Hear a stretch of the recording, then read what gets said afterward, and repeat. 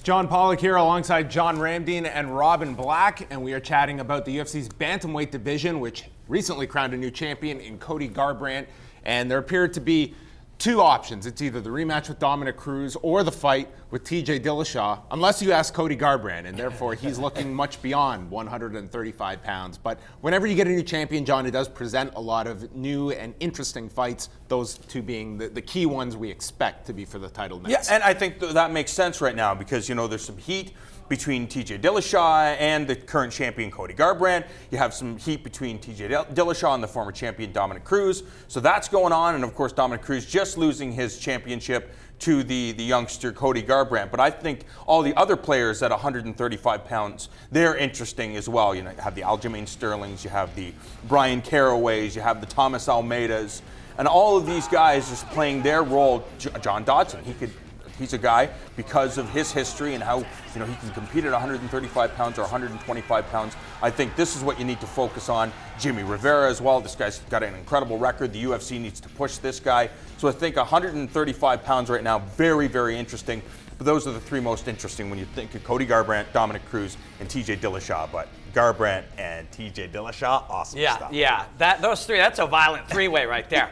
But, you know, this fight against Dominick Cruz revealed a new level, you know, and that's what I found so fascinating about it. Cody Garbrandt, we saw him plugging along, you know, he had one decision in it, he looked all right. You know, he knocked out a few guys with pressure moving forward, looked really good, looked like he had a lot of power, showed a lot of power. But what we saw against Dominick Cruz for, you know, 25 minutes was brilliant. There was no evidence that this kid was on this level. Now we see that evidence.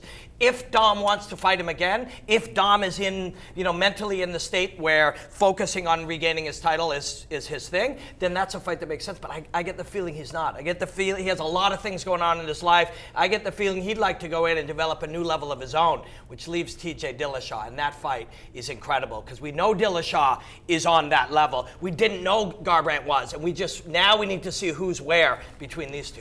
For Dominick Cruz, would you guys like to see him, you know, take a non-title fight next? And on top of that, do you see a bit of a prolonged break? This is someone that we saw after he lost a number of years of his career, fought 3 times in 2016, all of them championship fights. Yeah, the thing about Dominick Cruz is he's so smart. He'll assess the landscape, see what's best for Dominick Cruz. I'm just excited about the idea if he's like, you know what, let TJ Dillashaw fight Cody Garbrandt. However, Dominick Cruz is an alpha male himself, so I wouldn't be surprised if he accepted the rematch. He's not from that gym. No, he's not from that gym, but he certainly is an alpha male. And I would not be surprised if he accepted a rematch with Cody Garbrandt. However, if the TJ Dillashaw-Garbrandt fight, if that materializes, Dominick Cruz gets to try to figure out, because again, the fight with TJ Dillashaw and Dominick Cruz was very close, and Dominick Cruz losing his title. He gets to step away and improve his game. And the idea of the improvements of Dominick Cruz and a new version of Dominick Cruz during that time and seeing his growth in mixed martial arts, pretty exciting. That's what you want to see is what is this guy really capable of? We know how smart he is. We know how good he is at the desk job. I mean, the guy's about to be the runner-up for Analyst of the Year coming up soon.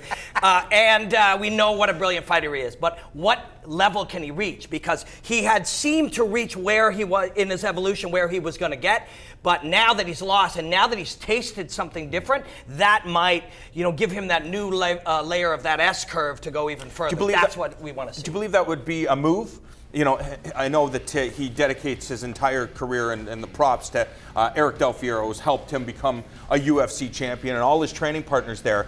But one of the things we've seen from a lot of champions and a lot of fighters that have grown is they leave and try to get different looks. I don't know about that because they leave to get a fresh perspective and new ideas. And Dom is not short of perspective and he's not short of new ideas. So I think it's just, you know, and we've seen guys say this. Chris Weidman said this after he lost. It's like, you do the same things because they work. What if you change the recipe and it failed you? So you leave the recipe very similar, but now that you have lost, now that you've tasted something different, that game of Garbrandt's is very modern. It's much more modern than we had seen evidence of as he just moved forward, knocking everybody out. That will spur Dom on to try new things. That's going to be exciting. But TJ as well, like those three right now are three of the very best in the world, and they're all in there after each other. I also want to run this one by you because I think it's something small that's developed, but it's really there for fighters. And that's a guy that becomes a champion like a Dominick Cruz, and suddenly You get points on the pay-per-view. You're making more money. He just made the most money of his career for UFC 207 when you're looking at the numbers that's coming in at. And Luke Rockhold kind of experienced this, where after the loss to Bisping, it's like you revert back. It's not as if you're suddenly fighting for this amount of money, and now we want you to do the same amount of work, face the same level of guys, but now you're making this. And that's something that Dominick Cruz will now face as well. And I think that's a real issue for guys when you're putting in all this work and you establish your value. Robin, we love your breakdowns.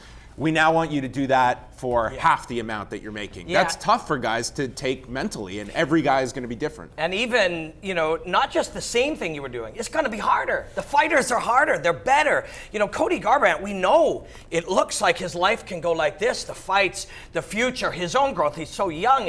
What he could be in 10 years is incredible. Dom needs to be driving himself that hard too. Now he's got a couple of houses, he's got a cool gig that he's extremely good at. He's got, all of the rewards of fighting without fighting as well. If he's going to come back and try to keep rate with this young lion and TJ constantly evolving, it's going to be because he's driven to win, driven to be the greatest. And he has that drive in him. You see it in him. So this is going to be, these three guys, and the way that they're going is going to be one of the most fascinating things that's going to unfold in the next 2 years. Cool. A lot of big fights coming your way in the UFC's Bantamweight division with new champion Cody Garbrandt on top.